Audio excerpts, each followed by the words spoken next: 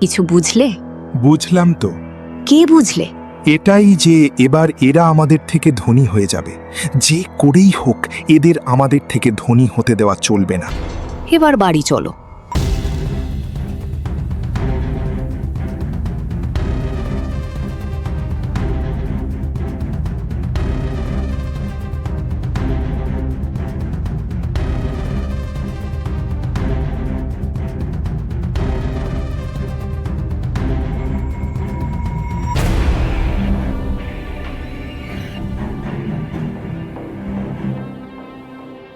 আর কত হাঁটবে?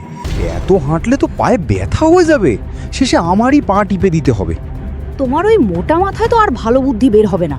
ভাবতে দাও কি করে ওই দোকানটা দূর করা যায়। মাত্র তো দোকানটা শুরু করলো, কিছুদিন চালাক, তারপর না হয়। চুপ করবে তুমি? গাধা একটা। ওরা একেবারে ধনী হয়ে গেলে তখন ভেবো। শোনো, আজ রাতে সবাই যখন ঘুমিয়ে যাবে তখন এই দোকানে আমরা আগুন ধরিয়ে দেব।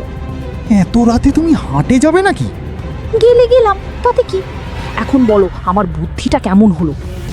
আমার বউ বলে কথা, বুদ্ধি তো হবেই।